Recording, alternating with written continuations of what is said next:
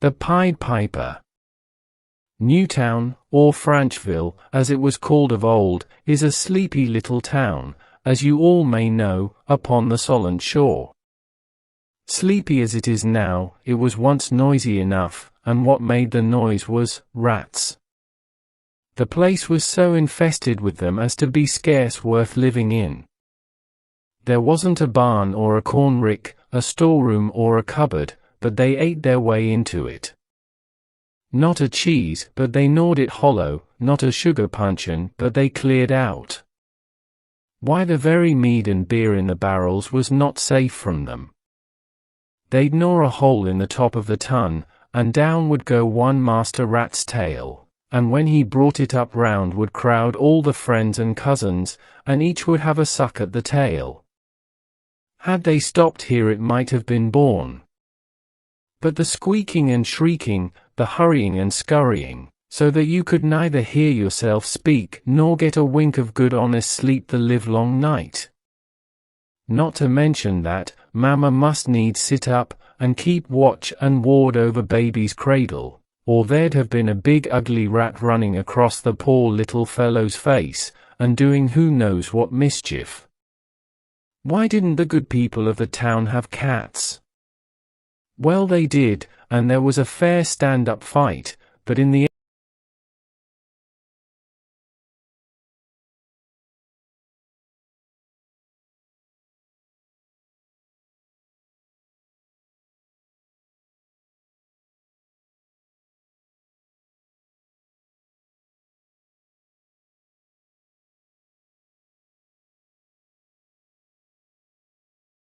But do what they might, cats or poison, terrier or traps, there seemed to be more rats than ever, and every day a fresh rat was cocking his tail or pricking his whiskers. The mayor and the town council were at their wits' end.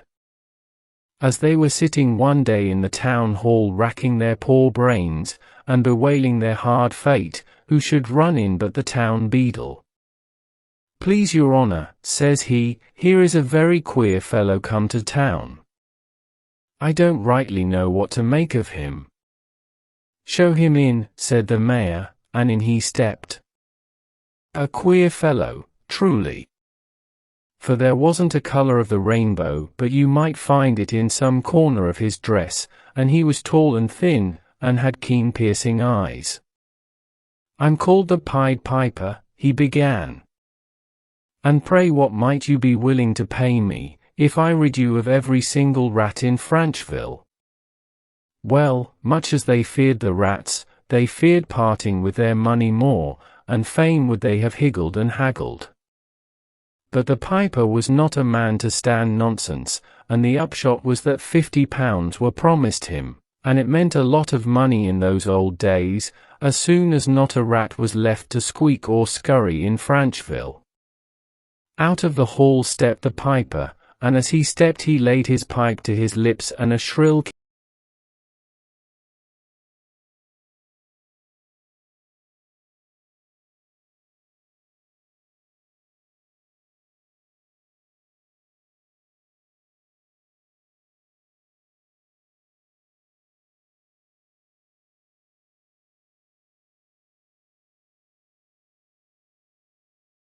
paced the streets. Nor was the piper unmindful of the little toddling ones. For every 50 yards he'd stop and give an extra flourish on his pipe just to give them time to keep up with the older and stronger of the band. Up Silver Street he went, and down Gold Street, and at the end of Gold Street is the harbour and the broad Solent beyond.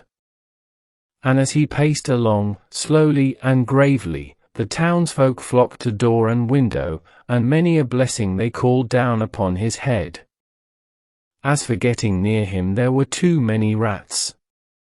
And now that he was at the water's edge, he stepped into a boat, and not a rat, as he shoved off into deep water, piping shrilly all the while, but followed him, plashing, paddling, and wagging their tails with delight.